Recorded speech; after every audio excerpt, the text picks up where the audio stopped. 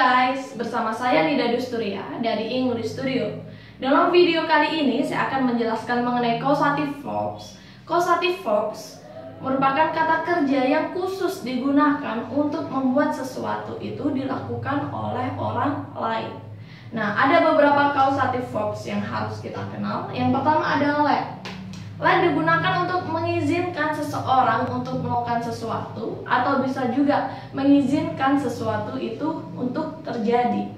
Nah, untuk strukturnya sendiri ada let diikuti dengan person atau think, atau kata orang atau benda, dan diikuti dengan verb yang bentukannya merupakan base form, yaitu verb murni. Jadi masih belum ada tambahan s atau es, masih belum ada tambahan d atau ed. Oke, contohnya, my father lets me drive his car.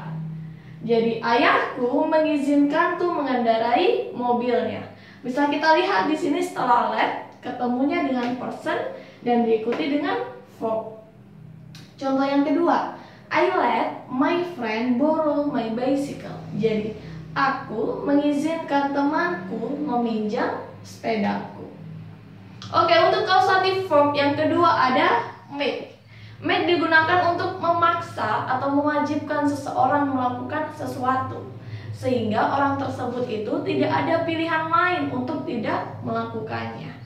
Oke, untuk strukturnya sendiri ada make ketemu dengan person, ketemu dengan verb.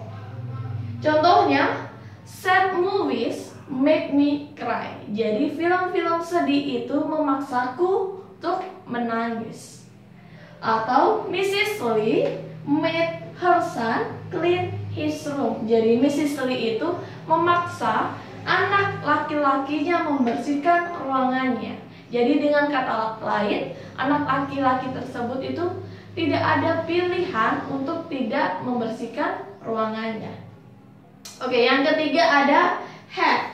Have digunakan untuk meminta seseorang melakukan sesuatu. Untuk strukturnya sendiri, have ketemu dengan person diikuti dengan verb.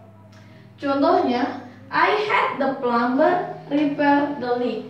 Jadi, aku meminta tukang ledeng membenarkan kebocoran.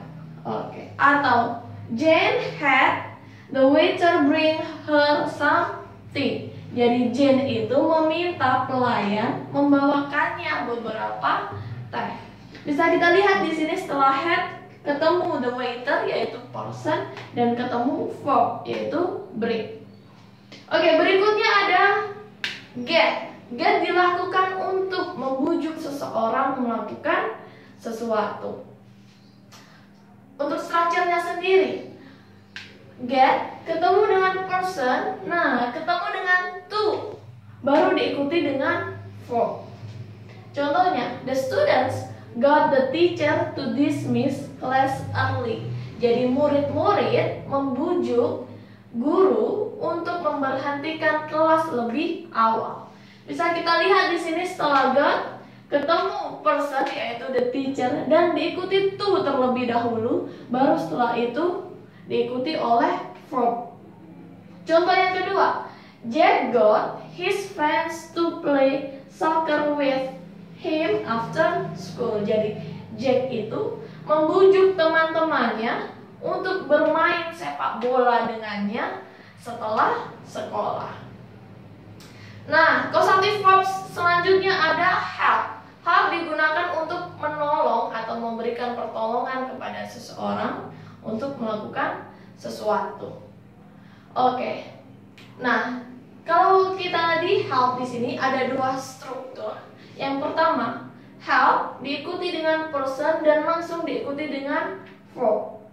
Tapi struktur yang kedua, help diikuti dengan person, lalu diikuti dengan to terlebih dahulu, setelahnya baru diikuti dengan verb. Namun secara umum yang paling sering kita gunakan adalah struktur yang pertama. Nah, inilah yang paling sering digunakan.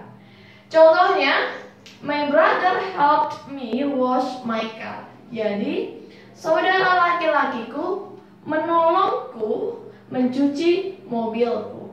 Atau bisa juga kita pakai struktur yang kedua. My brother helped me to wash my car. Dan artinya pun masih sama.